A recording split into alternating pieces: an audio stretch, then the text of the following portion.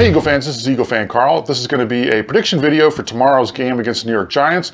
But before we do that, I want to give some thoughts on the game from last week against the Kansas City Chiefs, since I didn't get to do a reaction video. I'll go ahead and start off with my studs and duds for the week. Let's go ahead and start off with the studs, since I guess it's better to start with the good before the bad. In terms of the studs, I have to give it up to the defensive line again. The defensive line, I think, played real well. They were getting pressure on Alex Smith. Once again, Brandon Graham had another great game. So this unit is getting pressure on the quarterback and has been playing real well through the first 2 weeks of the season. The second one, I've got to give it to Zach Ertz. Zach Ertz is once again having another great game. I really think this is going to be a breakout season. A lot of people have said that about him for the last few years. I did want to talk about that briefly, though, because I think people sometimes have been unfairly critical of Zach Ertz and the sort of the slow starts he's gotten off to the last few years. A lot of that has to do with the fact that this is now he's been in the league for a few seasons now, and there's the seasons that he's played with the starting quarterbacks that have started that season. So you can see that this is the first season where he is starting the season with the same starting quarterback that he had the year before. So it's really sort of difficult to sort of, tight end especially, is a really important position, I think, developing some chemistry with the quarterback. Usually is going to be sort of the safety valve for the quarterback. The quarterback's got to know where he is, know he can count on him, and sort of they have to be able to read each other's minds, especially when plays start to break down. And I think Zach Ertz and Carson Wentz have finally gotten that sort of rapport with each other.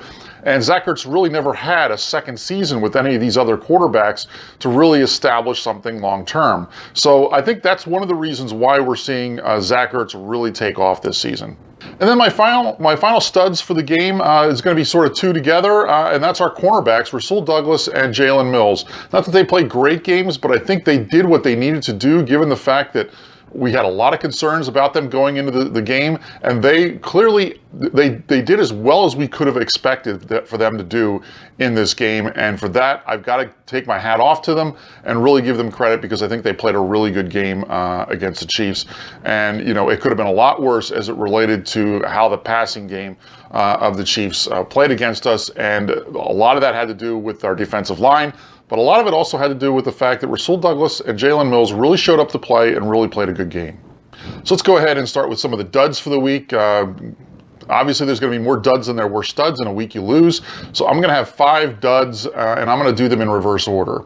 So the fifth dud for the week is going to be Jake Elliott. And, you know, he clearly didn't cost us the game. He missed 1 field goal. So that doesn't cost us a game when you lose by 7.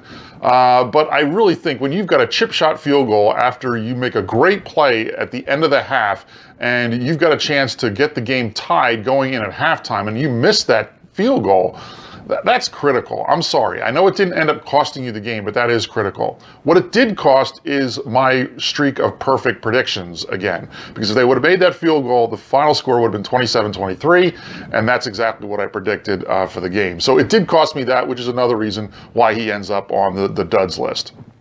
For my fourth dud of the week, I hate to do this, but I've got to put, the turnovers were really the difference in this game, so I've got to put the guys that made the turnovers. And so number 4 is Darren Sproles. That turnover and that field fumble right at the end of the first half was real critical. It gave them an easy 3 points, and it really sort of, I think, hurt us, and really could have been a lot worse in terms of the momentum. But fortunately, it didn't really have a carryover, but it really could have been bad. So for that reason, Darren Sproles has got to go on my list of duds for the week. And if you're talking about turnovers and putting guys on the duds list for a turnover, then number 3 has got to be Carson Wentz for a very critical interception in the second half of the game. That cost us 7 points, which was the difference in the game. So that's why he's got to go on this list. But it wasn't just the interception. The first half of the fourth quarter, he just looked bad. He was not playing well. His stats for the fourth quarter ended up being a lot better because of the late drive that they had. So it sort of salvaged some of his statistics. But really, it was the first half of that fourth quarter where he just did not look good. The game was close, and that's when you need your quarterback to step up the most. And unfortunately, he just didn't do it there. The other thing as well, for me, when it comes to quarterbacks, if there's any position on the field that gets judged on wins and losses, it's the quarterback position. People talk about statistics for quarterbacks, yards, touchdown passes, interceptions, completion percentage, all that kind of stuff. For me, for a quarterback, wins and losses is the top statistic in terms of judging a quarterback as far as I'm concerned. And that has to do with the fact that they're probably the player that has the most control over that in any course of a game. So when a team loses, the quarterback always has to take some of the criticism for that.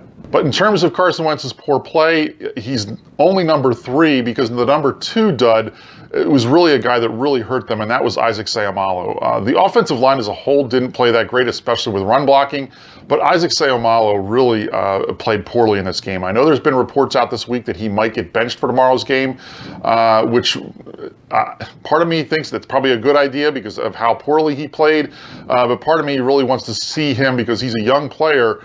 We need him to be playing well, and he really needs to be a contributor on this team long term because they invested quite a bit in him. So I hate to see him be benched for that perspective. If it can be done in a way that doesn't completely kill his confidence, then fine. But I think it's got to be a really delicate balance. They've got to play with that. But Isaac Seumalo unfortunately played real poorly. The offensive line play showed as a result of that. And I think a lot of Carson's problems came down to the fact that he didn't always have the time that he needed to throw the ball. But finally, a lot of that has to do with then our number 1 dud for the game. Once again, Doug Peterson is number 1 on my list of duds for the week. And that's because you can't have a game called like that in terms of the play calling and expect a guy like Isaac Seumalo to be able to hold up, or a guy like Carson Wentz, who's a second-year quarterback, to be able to continue to have success.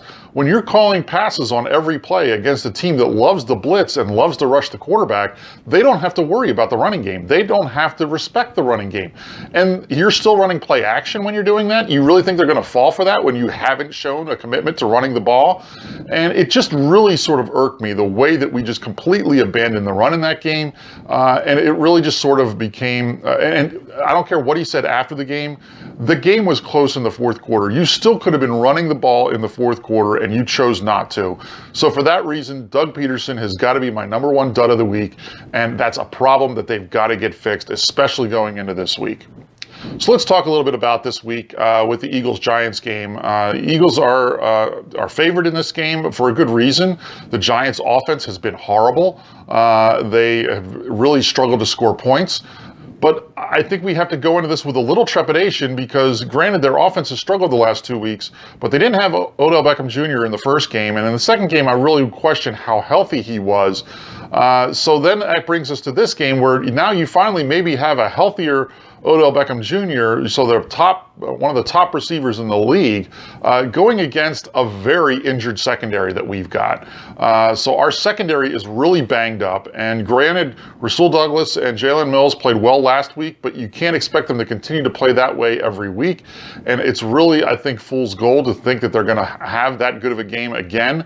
Maybe they'll surprise me, and they will, and I'd love that. But I really think that this is going to be is a real concern, is the fact that we've got Odell Beckham Jr., who's finally getting healthy, going up against our secondary, which is really banged up. The other thing that I know a lot of people are thinking this is going to be easy, but their defense is pretty good. Their defense is a solid unit. They really are able to get after the quarterback, and that's why it's really going to be important for us to establish the run game. We have to run the ball in this game. And Doug Peterson can't do this week what he did last week with throwing the ball as much as he did. We really have to establish a running game. If we don't establish a running game in this, it could really get bad.